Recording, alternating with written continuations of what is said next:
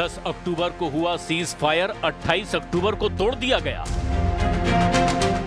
3 हफ्ते भी नहीं टिक पाया डोनाल्ड ट्रंप का युद्ध विराम।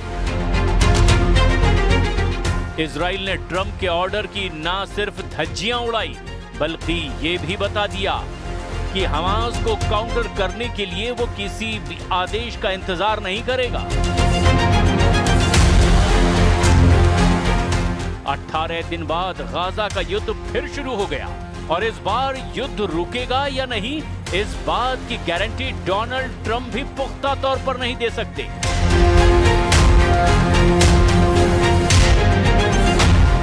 गाजा पर इजराइल की बमबारी में 100 से ज्यादा लोगों की मौत हुई है। हमेशा की तरह मरने वालों में बच्चों और महिलाओं की तादाद ज्यादा है। ये रिपोर्ट पश्चिमी देशों की न्यूज एजेंसी दे रही है। गाजा में युद्ध विराम तोड़े जाने की खबर 28 अक्टूबर की रात को आई, जब नेतन्याहू ने इजरायली सेना को एक ऑर्डर जारी किया। बेंजामिन नेतन्याहू ने कहा, गाजा पर पावरफुल स्ट्राइक की जाए क्योंकि हमास लगातार सीज फायर तोड़ रहा है, उसे सबक सिखाना जरूरी है। जब नेतन्याहू का ऑर्डर आया तो सबको एहसास हो गया कि अब गाजा में सीज फायर नहीं, डबल फायर होगा। गाजा फिर से जलने लगेगा। गाजा में यही हुआ। इजराइल की एयरफोर्स ने शुरू कर दी बहुत ही खतरनाक बमबारी।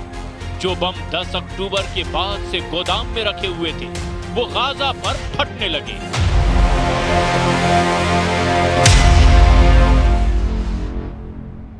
تنفيذ هجمات على غزة واحنا بنقرأ في الأخبار صارت الضربة في بيتنا، نزل السقف علينا، وجوا أهل الحي طلعونا من تحت الردم، أنا وزوجتي وبناتي وأولادي ووالد زوجتي। गाजा के इलाकों में एम्बुलेंस दौड़ने लगी।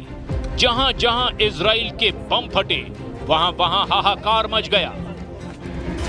मलबे से लाशें निकाली जाने लगी। जिनकी सांसें चल रही थी उन्हें फौरन नजदीकी अस्पताल में पहुंचाने की कोशिश होने लगी।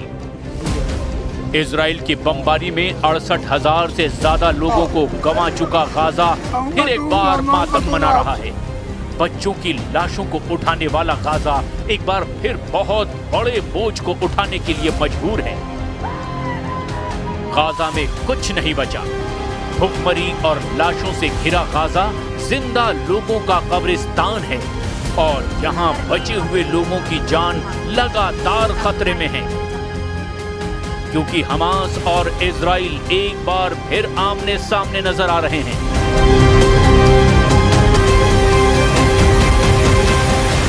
सीज फायर से पहले गाजा में 68,527 लोगों की मौत हुई।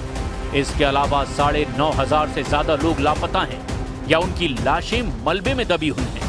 इसीलिए मृतकों की तादाद 78,000 से ज्यादा हो सकती है। वहीं इजराइल की बमबारी में 1,70,000 से ज्यादा लोग घायल भी हुए। वहीं इजराइल की तरफ हमास के हमलों में 1,000 से ज्यादा लोगों की मौत हुई है। इसके अलावा 1,000 से ज्यादा सैनिक या सुरक्षाकर्मी मारे गए हैं। युद्ध विराम तोड़े जाने के बाद हुई इजराइल की बमबारी में 100 लोगों की मौत की रिपोर्ट है, जबकि 100 से ज्यादा लोग इसमें घायल भी हुए। इजराइल का दावा है कि उसने हमास के टारगेट पर हमला किया है, जबकि मरने वालों में बच्चे और महिलाओं की तादाद ज्यादा है। हमास और इजराइल के बीच जारी सीज फायर कैसे टूटा, इसकी वजह एक इजरायली सैनिक की मौत बताई जा रही है, जिसका नेतन्याहू ने बदला लिया है। इजराइल का दावा है कि उसका एक सैनिक जो रफा के इलाके में तैनात था, उस पर स्नाइपर अटैक करके उसे मार डाला गया और ये काम हमास का है। नेतन्याहू ने सोशल मीडिया पर एक सैनिक की तस्वीर के साथ पोस्ट करते हुए लिखा कि इजराइल को उसकी मौत का अफसोस है।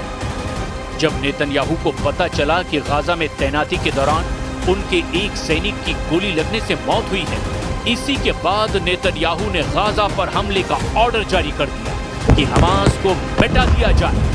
हालांकि हमास ने इनकार किया है कि वो ऐसे किसी हमले में शामिल था। हालांकि उसने सीज फायर नहीं तोड़ा, लेकिन डोनाल्ड ट्रंप ने कहा कि इजराइल को बदला लेने का पूरा हक है।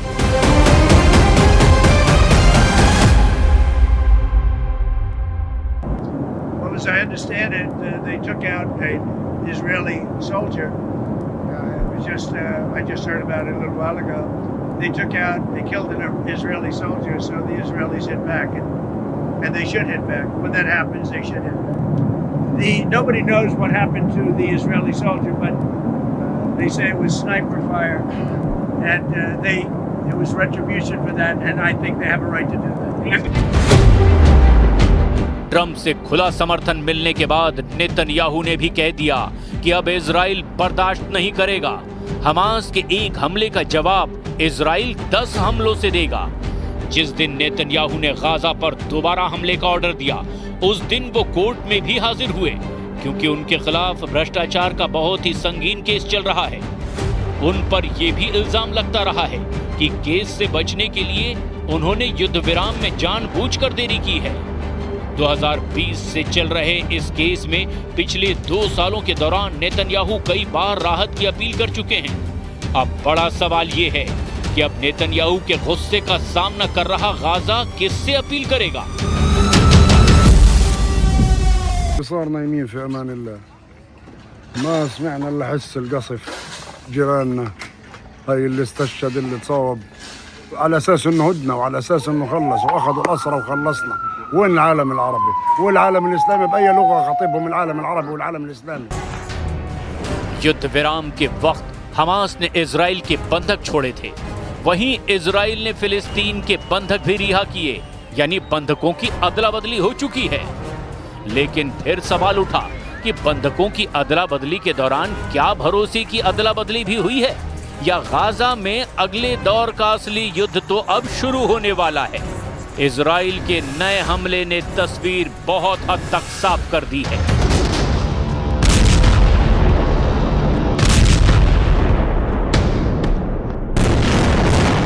इजराइल ने नेतन्याहू के ऑर्डर पर अब गाजा में बाकी बची ईंट से ईंट बजा दी है। दावा गाजा को तहस नहस करने का है, हमास को मिट्टी में मिलाने का है। 2 साल की बमबारी में 78,000 लोगों की मौत हुई और अब इजराइल के नए हमले से डर ऐसा फैल गया है कि मौत का नया आंकड़ा दूसरे स्टेज पर पहुंचकर 1 लाख की तरफ बढ़ सकता है। गाजा में हर शख्स के दिलो दिमाग पर ये धमाके अब भी गूंज रहे हैं। العالم لا يسمع يرى ويتجاهل. حسبنا الله ونعم الوكيل في كل عربي متخاذل. حسبي الله ونعم الوكيل في ترامب ونتنياهو. حسبي الله ونعم الوكيل في كل من خذل غزة وتركنا للموت. दुनिया को साफ साफ नजर आ रहा है कि गाजा में सुलग रहा भरोसे वाला बम भी फट चुका है। सिग्नल मिल चुका है कि गाजा में हमास और इजराइल के बीच सबसे निर्मम युद्ध फिर से शुरू होने वाला है। भरोसे वाला बम फट चुका है और अब गाजा में ऐसी तबाही हो सकती है जिसे रोकने के लिए 10 डोनाल्ड ट्रंप भी कम पड़ सकते हैं। بدنا نخلص. أنا واحد عمري 27 سنة مش عارف أعمل حاجة. في حرب غير حرب. إحنا تعبنا وزهقنا وبدنا نخلص من هيك وضع، لأنه كل اللي حوالينا مخنوق. गाजा में इजराइल की नई बमबारी ने यूरोप से लेकर अमेरिका तक उन लोगों का भरोसा हिलाकर रख दिया है जो सीज फायर को लेकर डोनाल्ड ट्रंप पर यकीन कर बैठे। अब तो ये बात डोनाल्ड ट्रंप भी समझ चुके हैं कि इजराइल के सामने उनकी बिल्कुल नहीं चलती। लेकिन उनके दावों और वायदों को याद दिलाने से पहले आप देख लीजिए कि ट्रंप ने युद्ध विराम टूटने पर क्या कहा था। Nothing's going to jeopardize. You have to understand, Hamas is a very small part of peace in the Middle East, and they have to behave. They're on the rough side, but they said they would be good, and if they're good, they're going to be happy, and if they're not good, they're going to be terminated. Their lives will be terminated, and they understand that. Gaza को लेकर शांति प्रस्ताव की बात जब मिस्र में हुई तब वहां डोनाल्ड ट्रंप भी थे और उस दौरान हमास उस मीटिंग से पीछे हट गया था क्योंकि ट्रंप की कई शर्त हमास को मंजूर नहीं थी। इसमें से एक है हथियार सरेंडर करना। हालांकि ट्रंप मिस्र में हुई मीटिंग में आए, हमास और इजराइल के बीच भरोसे वाला बम ना फटे इसके लिए डोनाल्ड ट्रंप तेल अवीव भी पहुंचे। इजराइल की संसद में स्पेशल सेशन हुआ, उसमें ट्रंप भी शामिल हुए। उनके सामने नेतन्याहू ने भी बड़ी बड़ी बातें की। युद्ध खत्म करने के लिए डोनाल्ड ट्रंप की भूमिका के कसीदे पढ़े। Mr. President, you are committed to this peace. I am committed to this peace. And together, Mr. President, we will achieve this peace. Netanyahu deal पर कितना कायम रहे ये आज की गाजा की तस्वीर बता रही है, क्योंकि 80 से ज्यादा लोगों की मौत के बीच अब सवाल ये उठ रहे हैं कि क्या ये ट्रंप के बस की बात नहीं कि वो नेतन्याहू के युद्ध को काबू कर सकें। बंधकों की अदला बदली के बीच डोनाल्ड ट्रंप जब इजराइल पहुंचे तो उन्होंने ये बताना चाहा कि हमास और इजराइल के बीच अगर जंग रुकी है तो इसकी वजह कोई और नहीं बल्कि वो खुद यानी डोनाल्ड ट्रंप हैं। ट्रंप का ऐसे मौके पर इजराइल आना बताने की कोशिश थी कि इस युद्ध विराम का साफा अपने सिर बांधना चाहते हैं, लेकिन 18 दिन के अंदर ही युद्ध विराम फेल हो गया। ना हमास ने हथियार सरेंडर किए, ना इजराइल ने बमबारी पूरी तरह से रोकी। तब डोनाल्ड ट्रंप अपने सपने का गाजा बनाने की बात कर रहे थे, बड़ी बड़ी बातें कर रहे थे। This is not only the end of a war, this is the end of an age of terror and death and the beginning of the age of faith and hope and of God. It's the start of a grand concord and lasting harmony for Israel and all the nations of what will soon be a truly magnificent region.